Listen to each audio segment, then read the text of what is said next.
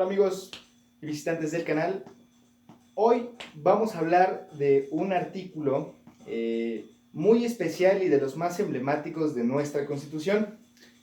Fíjense que este seguramente es de los más conocidos por todos nosotros, pero va más allá de lo que creemos conocer. Yo soy Mario Macuil y siguiendo esta serie de videos donde hablamos de temas de derecho constitucional y sobre todo explicamos o tratamos de explicar de qué van estos nuestros derechos consagrados en la Constitución, toca el turno analizar, leer un poco y sobre todo explicar y adentrarnos en el contenido del artículo tercero constitucional. Y como seguramente todos ya lo saben, este artículo nos habla de la educación en nuestro país, uno de esos pilares fundamentales que en toda sociedad debe ser prioridad para cualquier gobierno, para cualquier estado. Dicho esto, ¿por qué no me acompañan a adentrarnos en el contenido de este artículo? Y solamente vamos a tratar de abordar temas clave. La verdad es que es un artículo muy extenso, yo creo que es de los más extensos que hay en toda la Constitución, pero vale la pena desmenuzar ciertos puntos que me parece son de observancia general y que todos debemos conocer, principalmente aquellas personas que estamos estudiando y aquellas personas que tenemos que ver con el ámbito de la preparación para estudiantes, como lo son los maestros. Así que sentado lo anterior, vamos al tema. En primer lugar, el primer párrafo de nuestro artículo tercero nos establece principios en los cuales descansa la educación en México. El primero es el principio de universalidad. Básicamente quiere decir que la educación no conoce límites, va para todos y es tanto un derecho como una obligación. Y más adelante veremos por qué el tema de la obligación. Se garantiza la educación hasta la media superior, es decir, la preparatoria o bien el bachillerato, y también la educación superior, pero con un tratamiento diferente. Podemos decir que la educación que incluye la educación básica y media superior está cubierta por el Estado al 100%, y la educación superior tiene un tratamiento distinto. Pero bueno, también se reconoce la educación inicial como un derecho de la niñez. ¿Y esto qué quiere decir? Básicamente que es una obligación del Estado, una obligación de nuestro país, proporcionar la educación a todos los infantes. Y entiéndase infantes como aquellas personas que no han cumplido más de 18 años de edad. También tenemos un tema relevante en este primer párrafo, que nos habla de la responsabilidad del Estado, la responsabilidad de nuestro país, del gobierno como tal, de hablar sobre la importancia que tiene en la sociedad la educación. Fíjense que esto es algo que casi siempre se pasa por alto, más bien, porque la educación la trata de procurar el Estado, pero conferencias que existan sobre la importancia de la educación, me parece, tal vez me equivoque en esta parte, pero me parece que va más enfocado, los que asumen este papel, este rol, son los particulares, con proyectos, con demás que a lo mejor ni son financiados, no tienen ningún tipo de financiamiento, pero el granito de arena de la sociedad ahí está, resaltando la importancia de la educación en nuestro país. Bien, continuando, tenemos otros principios ya en párrafos subsecuentes de este artículo, como lo es el principio de la universalidad, la inclusividad, la educación pública, gratuita y laica. Esos 5 principios son los pilares que rigen dentro de la educación en México. Explicando rápidamente, el principio de universalidad pues ya lo habíamos comentado, también viene desde el párrafo anterior, es para todos la educación. El principio de inclusividad quiere decir que la educación debe ser diseñada para integrar a toda la sociedad, no solamente a aquellos que tienen una posibilidad económica mejor que otros, o que haya distinciones en cuanto al género, en cuanto a si es un pueblo originario, vamos, es una educación que debe ser inclusiva, que a todos nos debe convocar, vamos. El principio de la educación pública, pues básicamente es que el Estado debe garantizar el acceso a la educación para todos nosotros. La gratuidad, mejor dicho, de la educación, pues básicamente está en que esos servicios de educación otorgados por el Estado, por el gobierno, son gratis. No hay que pagar un solo peso porque corresponda a nuestros derechos fundamentales.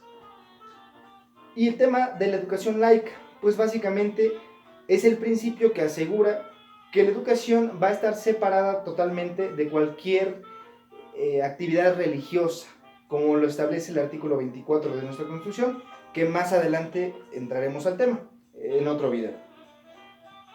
Con estos pilares básicamente establecen cómo se debe impartir la educación en nuestro país.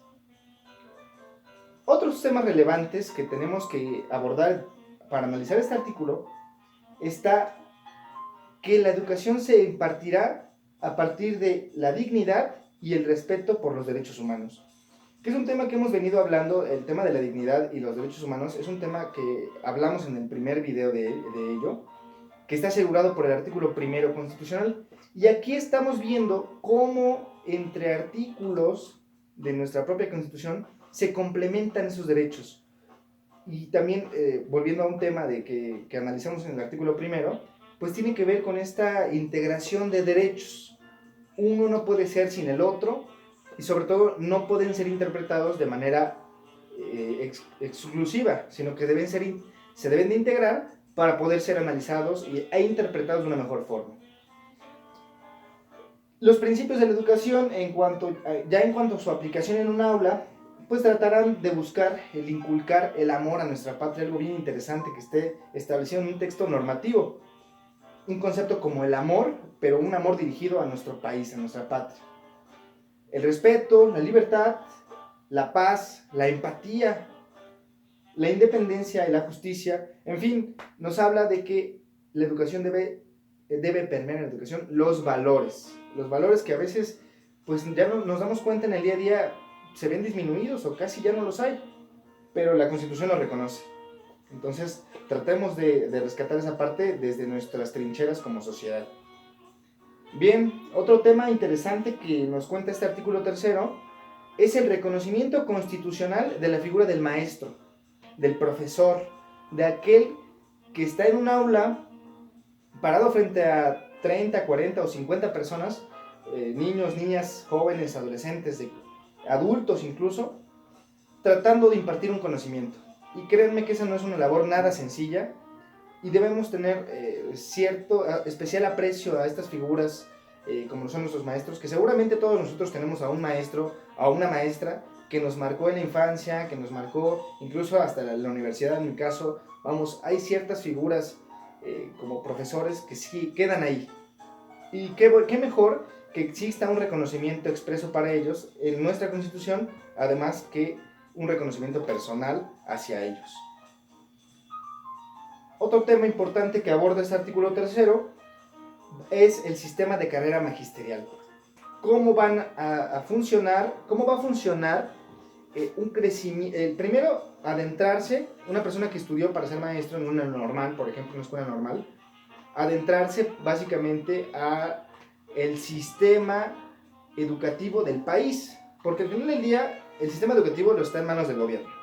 Y si yo soy maestro egresado, bueno, estudié para ser maestro en una escuela normal y quiero ingresar a trabajar, bueno, pues básicamente la Constitución nos está estableciendo lineamientos de aplicación general para poder acceder a una carrera magisterial y poder ir escalando, por supuesto. Otro tema, también tenemos la forma de ingreso para ser maestro del Estado, que es básicamente un complemento al párrafo anterior respecto al sistema nacional del magisterio. Una cuestión bien relevante: el Estado tiene la obligación de fortalecer las escuelas normales. ¿Por qué? Porque son esas escuelas justamente los semilleros de todo el país donde se están forjando los nuevos profesores y maestros.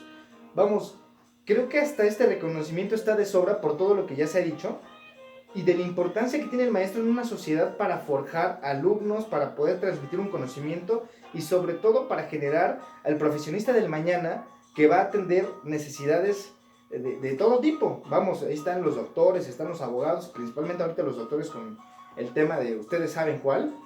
Entonces, vamos, esta parte es relevante, pero además pienso que podría estar hasta de más si lo interpretamos con todo lo que ya hemos estado platicando. Otra cuestión que enmarca este artículo tercero es la obligación de generar mejores planteles educativos y a donde no los haya, generar unos. Vamos, esto me pareció bien interesante porque reflexionando un poco al momento de preparar este video, podemos hacer efectivo este derecho de generar un plantel educativo en donde no lo hay.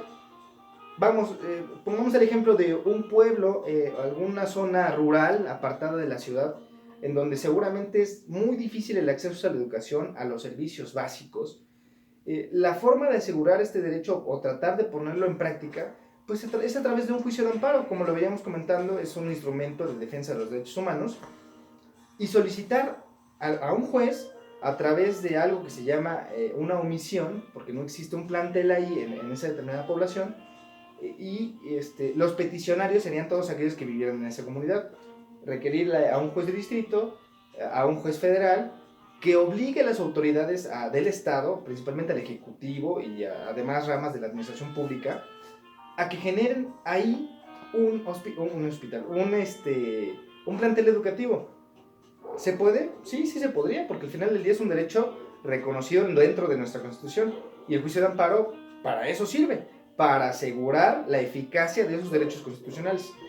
Pero bueno, después de esta reflexión que quizá no iba tanto al tema, otro tema importante que aborda este artículo es la existencia de planes y programas para el desarrollo de la educación y que estos estarán a cargo del Poder Ejecutivo Federal. Sí, aquel que encabeza el presidente de la República, pero que además está dividido o esparcido a través de todas las secretarías de Estado que contempla la Administración Pública Federal. Entre ellas, pues obviamente va a descansar la elaboración de los planes y programas en la Secretaría de Educación Pública.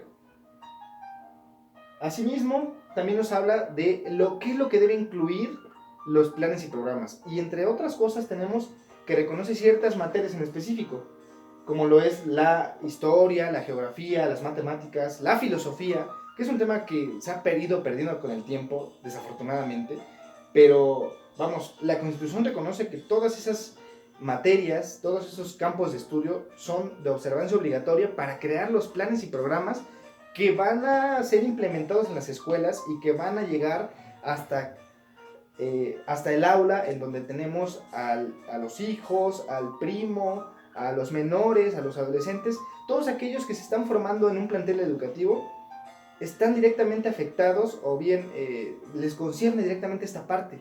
Y entonces volvemos al tema. La Constitución es algo que permea en la vida de todos, no solamente en unos cuantos, o no necesitas ser un abogado forzosamente para tener que conocer tus derechos. Los derechos es algo que nos corresponde a todos y también es por eso la idea de estos videos, ¿no?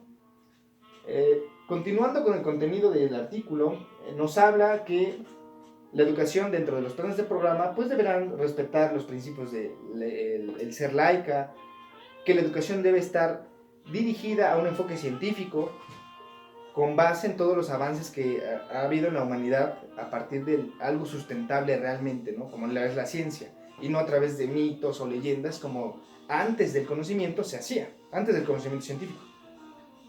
Tenemos también que en estos planes va a perdurar la educación democrática, que ese es un tema bien, bien relevante, porque aquí dice la propia Constitución que no solamente democracia se entiende como aquel espacio público político en donde las opiniones van de un lado para el otro, no, sino que también consiste en una forma de vida, plural e incluyente.